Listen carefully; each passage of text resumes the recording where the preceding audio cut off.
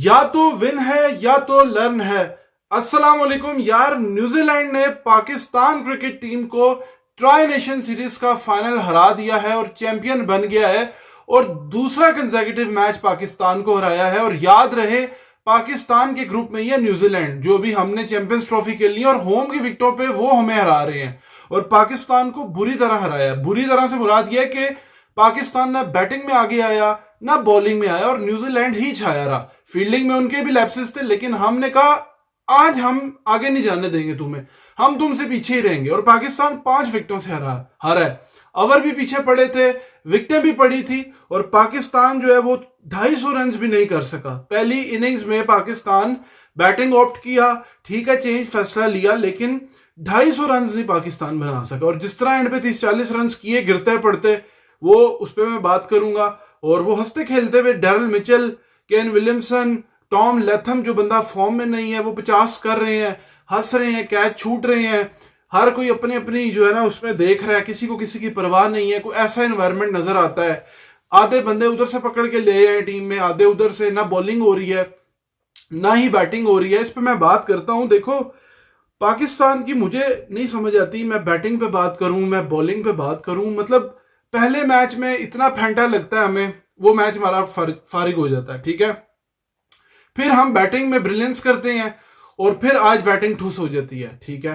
तो ये चीज मुझे समझ नहीं आती। आज अगर मैं बैटिंग से आऊं पाकिस्तान की, जो पाकिस्तान ने कारनामा अंजाम दिया रन्स में, पहले 242 रन पे हमारी टीम ऑल आउट हुई है और उसमें से भी 30-40 रन नीचे के प्लेयर्स के हैं, 19 जिसमें से नसीम शाह और नीचे वाले फहीम वगैरह 20-20 कर रहे हैं। कोई 40 रन तो उन्होंने किए हैं। Top order total fail. Fakhar Zaman, ठीक है, वो चांसेस अपने लेता है, लास्ट 2 मैचेस में उसने किया है, ठीक है, एक में 80+, एक में 40+। हर मैच में नहीं वो करेगा, जिस मैच में नहीं करेगा वक्ता डलना है, क्योंकि हमारे प्लेयर विकेट पे आते हैं, लेट जाते हैं, उनका दिल होता है कि बस आज हट जाओ, सेफ गेम खेलनी है, अपने रन करने हैं और किसी की परवाह नहीं करनी। फखर आउट होता है, उसको अफसोस होता है, ठीक है आउट हो गया, मान लेते हैं। अगर मैं साउथ को देखता हूं, दूसरा मैच मिल रहा है, एक तो आप बाहर से उसको ले आए, मैं किसी के प्लेयर होने पे शक नहीं कर रहा, लेकिन आप बाहर से बंदे ला रहे हो, ना कोई मैचेस जिन्होंने खेले हैं ओडीआई, ना कुछ है, बस मुंह उठाओ आओ खेलो। सऊद शकील को बॉल लो रहा, ठीक है, वो आउट हो गया, लेकिन रन्स इन्होंने ही करने हैं। 10 ओवरों में हमारी 3 विकेटें गिरेंगी तो रन्स करेगा कौन भाई? इन फटी विकेटों पे, फटे ट्रैक्स पे अगर रन्स नहीं होने, आज की विकेट होल्ड कर रही थी। बाबर को देख लो आप, ठीक है, मतलब बाबर पे बहुत क्रिटिसिज्म होता है। अभी बहुत सारे लोग जो इंडिया से हैं, उनका दर्द मैं समझता हूं। उनको ये है कि यार ये बंदा जो रन्स कर रहा है उसकी टांग पकड़ लो, ठीक है। बाबर जिस तरह खेलता है, उसका जो एरियाज है, हमारी टीम का कॉम्बिनेशन है, हमें पता है उसके रन्स आ रहे थे। जिस बंदे के रन्स आते हैं, आज भी 6000 कंप्लीट हुए उसके रन्स, ठीक है, उसमें कुछ है तो उस पर बात होती है। पहली बात ये है, मेरी तनकीद का मकसद ये है कि आपने उसको एक तो ओपनर भेजा और वो भी एक तो सोनी उतर सुती उठी कि तू भी ओपनिंग कर रहा है। भाई कल भी तुमने कहा कि मैनेजमेंट चाहती है, तुम ओपन क्यों मान रहे हो? तुम मत मानते। रिजवान तुम्हारा संगी यार बेली है ना, उससे तुम कहते हैं यार मैं वन डाउन ही खेलूंगा, प्रॉपर ओपनर सिलेक्ट करो, लेकिन वो अपना फॉर्म है नहीं उसकी। वही बात है कि ओपनिंग में 29-30 फॉर्म आज मिल गया था मौका, लेकिन वो खेलता जो है ना बीच में वन डाउन पोजीशन, साइकोलॉजिकली बड़ा फर्क होता है। फॉर्म ना लगी हो बड़ी चीज होती है। T20 डिफरेंट है, 50 ओवर डिफरेंट है। आप एक्सपेरिमेंट कर रहे हो, टीम को बिछाड़ उछाड़ कर रहे हो और वो आपका ऊपर से सेट ही नहीं हो पा रहा टेम्पो। सऊद शकील आया तो वो बाहर आपके टूर्स पे नहीं गया। बाबर है तो वो उसके रन आ नहीं रहे, तो रन करने किसने हैं? हर मैच में आगा और सऊद तो नहीं करेंगे जिस तरह चेस किया। और आगा और सऊद को, मतलब मैं क्या कहूं यार, पार्टनरशिप लगाओ अल्लाह के बंदो। तुम लोग इतना स्लो खेले हो, बॉल बीच में अच्छी वो कर रहे हैं यार, मान लिया तुम स्वीप करो को थोड़ा, ठीक है, थोड़ा सा मुश्किल विकेट था, खुद को थोड़ा बाउंस हो रहा है, थोड़ा होल्ड कर रहा है, 300 वाला विकेट तो था ना। अब आप 20-21 ओवर खेल के अगर सिर्फ 80+ रन करते हो, तो ये आप टीम के साथ ज्यादती कर रहे हो। आप ये सोच रहे हो कि लास्ट गेम की तरह हम जो है ना ले जाएंगे। इन लोगों ने, मतलब एक की अगर आप इनिंग्स देखो, वो 76 पे 46 कर रहा है, दूसरा जो है वो 66 पे 40 जो है ना 6 करके जा रहा है, 45। और एक एक बाउंड्रीज इनको मिली हुई है, ना स्वीप हो रही है, ना निकल के कोई खेल रहा है। लास्ट मैच में देखा था आपने, माइंड में था कि चेस करना है।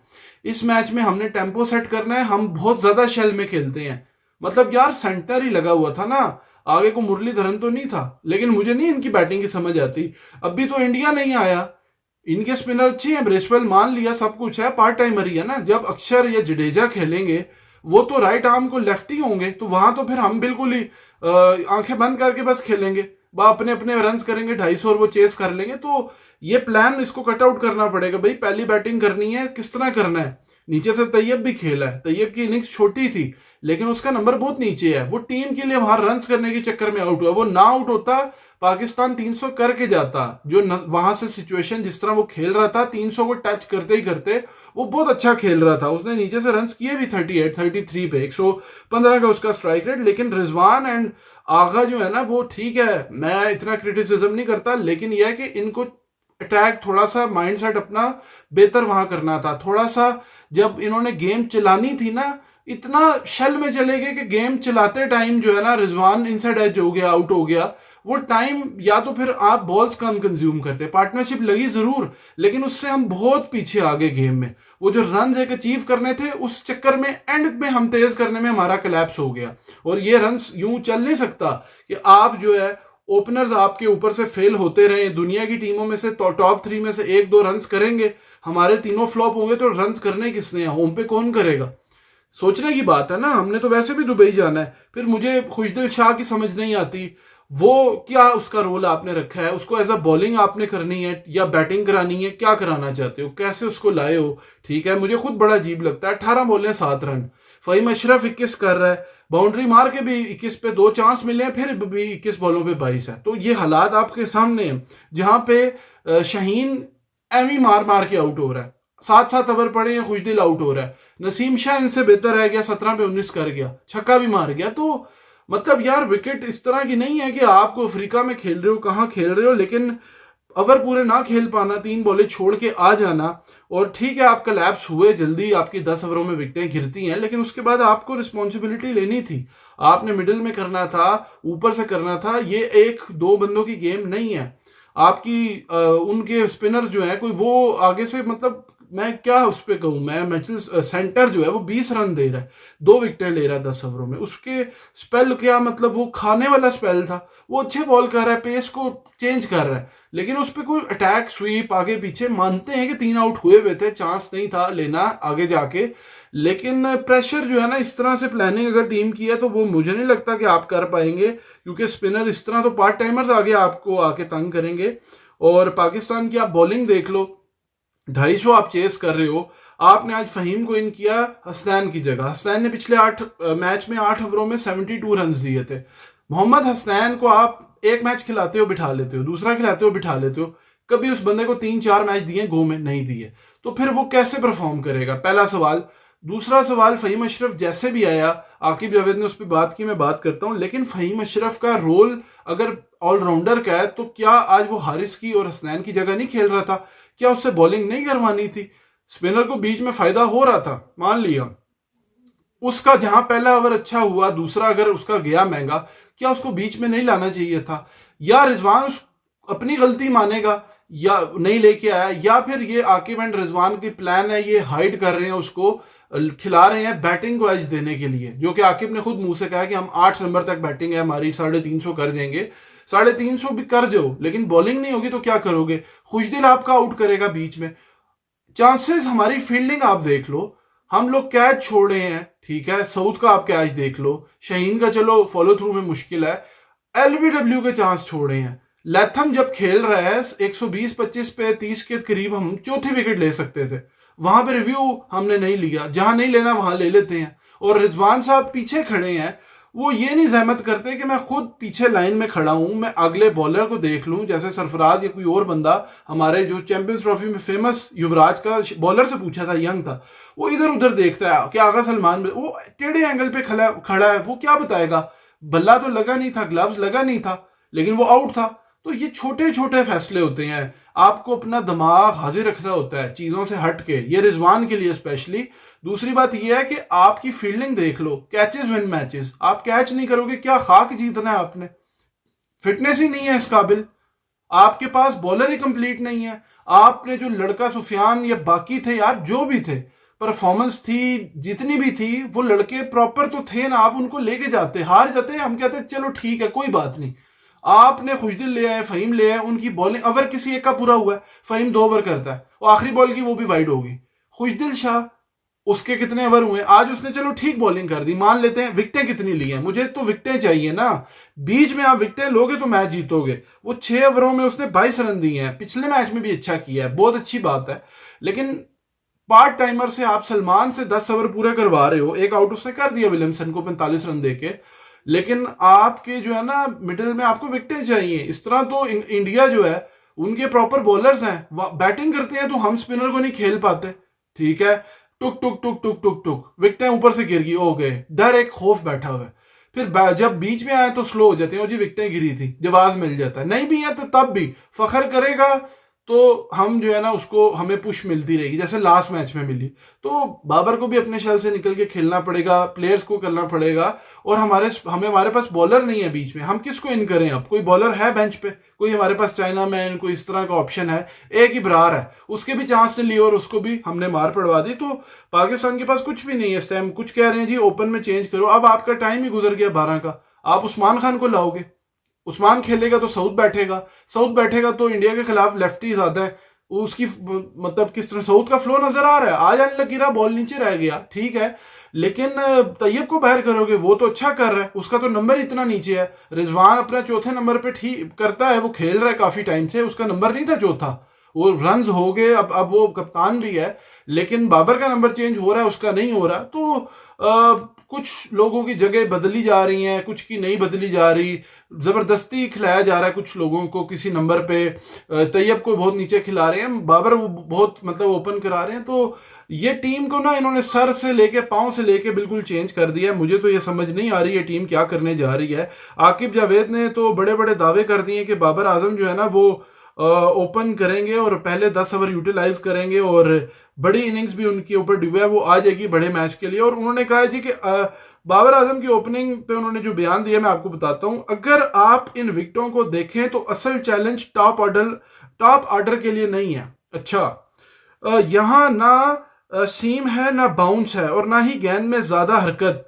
हमारे लिए जरूरी था कि हमारा बेहतरीन बैटर ओपन खेले, क्योंकि ये इसके लिए ज्यादा मौजू था, ठीक है। मैं अब भी समझता हूं कि जिस तरह बाबर खेल रहा है और इसे विकेटों पर ओपन करना चाहिए, इन विकेटों पर ओपन करना चाहिए और पहले 10 ओवरों का भरपूर फायदा उठाना चाहिए। इससे ज्यादा लंबी इनिंग्स वो नहीं खेल पाता, इससे ज्यादा इनिंग्स वो नहीं खेल पाता। मैं देख रहा हूं किसी अहम मैच में वो बड़ी इनिंग्स खेलने वाला है। तो ये इस पे सवाल भी हुआ था साफी का कि आप एज्यूम कर रहे हैं तो कि आप, बाबर ने कभी उस पे ओपन नहीं किया, वो T20 फॉर्मेट था या टेस्ट से आप एज्यूम कर रहे हैं यहां भी वो कर देगा, मैच ही 3 है। वो बड़ा अच्छा सवाल किया था, वहां पे भी इन्होंने आए बाएं शाएं किया, नहीं वो ये यहाँ मूवमेंट, भाई विलियम ओब्रूक आज फखर को बॉल बाहर निकाल रहा था, नसीम को मूवमेंट 1.8 डिग्री की मिल रही थी, ठीक है, आज बेहतर बॉलिंग की, ऊपर से बॉलर्स ने कोशिश की, मिडल में कुछ है ही नहीं हलवा। तो बाबर को आप मतलब एक मेन बैटर को सारे बात कर रहे हैं, आप अगेंस्ट द ऑड्स जा रहे हो, आप प्रॉपर ओपनर नहीं खिला रहे, साइकोलॉजिकली उसको और आप वो उसके ऊपर डाल रहे हो, आगे उस पर टैग लगते हैं, मतलब उसने कहा मुझे किंग विंग मत कहा करो। इंडिया से लोग जान एक नहीं छोड़ते, उसके पीछे मीम्स चीजें आपको पता है, ठीक है, जो कोई अच्छा कर रहा होता है उसके पीछे हो जाते हैं। बाबर में 100 चीजें हैं, लेकिन पाकिस्तान की कॉम्बिनेशन में वो पाकिस्तान का स्टार प्लेयर है, पाकिस्तान के लिए फास्टेस्ट चेज और वर्ल्ड के रिकॉर्ड चीजें वो अपनी जगह, लेकिन अभी उसको रन्स उसको भी करने हैं, उसने रन्स की आदत डाली है सबको और करने पड़ेंगे, लेकिन अब उसने एक्सेप्ट किया, इस चैलेंज को करना पड़ेगा। आकिब जावेद ने कहा कि ये टीम चैंपियंस ट्रॉफी में शानदार कारकर्दगी दिखाएगी, अगर ये टीम मामूल के मुताबिक बैटिंग करे और नंबर 8 तक खेलती रहे तो 350 रन बनाना मुमकिन है। अगर हारिस रो फिट हो जाएं, नसीम शाहीन और हमारे स्पिनर भी फॉर्म में हो, तो स्पिनर है कौन सा आपका? आप इब्रार एक ही है, मतलब ये लाइनअप किसी भी किस्म की टीम को शिकस्त दे सकती है और सलाहियत रखती है। अब यहां पे इन्होंने कहा कि जी 8 नंबर तक बैटिंग, 8 नंबर तक क्या बैटिंग का फायदा कि जब वो प्लेयर आपका ऑलराउंडर बॉलिंग ही ना करे, ना कप्तान का बिलीव हो, फहीम था ही नहीं बाहर के टूर्स पे, एक कप्तान कैसे उसको बॉलिंग देगा बाहर के टूर्स पे? तो बाकी अच्छा जो कर गए हैं वो है ही नहीं टीम में, एक दो लड़के, इरफान न्याजी तो आज भी अच्छा खेला है, अफगानिस्तान को जो हमने एक मैच हराया उसमें वो उसने वहां पे भी छक्के मारे हैं। जो 100+ के स्ट्राइक रेट से खेला है। क्या यार ये लोग मतलब ज्यादती करते हैं, जो लड़के डिजर्विंग हैं या अच्छा करके हैं उनको बाहर कर दिया और ये प्लेयर खिला दिए। अब हारेंगे तो प्लेयर पे बात होगी, मतलब इन पे होगी नहीं बात, इन पे भी होगी, बस समझ से बाहर है। रिजवान ने भी कहा जी कि we need to improve, we need to learn because we are collapsing, players need to show improvement. और मतलब पाकिस्तान ठीक है, अब पाकिस्तान हारा है, यहां से पाकिस्तान के पास एक ही ऑप्शन है कि पाकिस्तान 19 वाला मैच जीते। जो भी आपके पास रिसोर्सेज हैं इसमें पाकिस्तान को अब अच्छा करना है। पाकिस्तान अच्छा नहीं करता तो एक मैच हारेगा, इंडिया पे प्रेशर मैच वाला मैच है। वो वैसे मोस्टली मैचेस में पाकिस्तान का रिकॉर्ड अच्छा नहीं है, हालांकि चैंपियंस ट्रॉफी में हमारा रिकॉर्ड बेहतर है। लेकिन अगर पहला मैच 19 वाला फारिग हो गया, बढ़ गया मैच, तो फिर आप चैंपियंस ट्रॉफी भूल जाओ, क्योंकि आप इंडिया वाला मैच फिर आपके लिए बड़ा औखा हो जाना है और मैच आपके पास 3 ही है। तो पता नहीं क्या करते हैं क्या नहीं करते। बॉलिंग जो है वो ये सोच रहे हैं कि 350 रन करने के चक्कर में हम टारगेट एक तो रख नहीं पाते कि हमने कितना स्कोर करना है, एक वो हम उसमें कंफ्यूज हैं।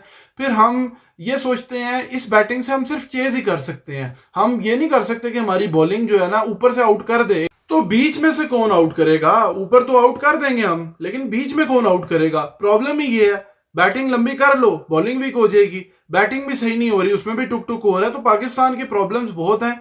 19 वाला मैच पाकिस्तान को जीतना है, वो मैच अगर नहीं जीतते तो फिर आपके लिए बहुत मुश्किल है टूर्नामेंट पाकिस्तान के लिए, और जीतना पड़ेगा। होम टीम है वो अलग बात है, दुबई में मैच एक इधर खेलना है उधर खेलना है, इंडिया के लिए आसान है, इंडिया ने दुबई में खेलना है एक ही वेन्यू पे। कहने को कहते हैं लोग होम ग्राउंड है हमारा, लेकिन हम काफी टाइम से ये लड़के नहीं खेले, होम में खेलते हैं यहाँ पे। तो लेट्स सी, पाकिस्तान को 19 वाला मैच जीतना पड़ेगा। आई ओपनिंग था ये मैच, 2 हम हारे न्यूजीलैंड से। यहां से हमें जो है ना इनकी आंखें खुली होंगी, जान मारेंगे और मारनी पड़ेगी। 19 को जीतेंगे तो हमारे लिए होगा, वरना काम बड़ा रोले में होगा। उम्मीद करता हूं आपको वीडियो पसंद आई है, तो चैनल सब्सक्राइब करें, वीडियो लाइक करें। Thank you very much. Allah Hafiz.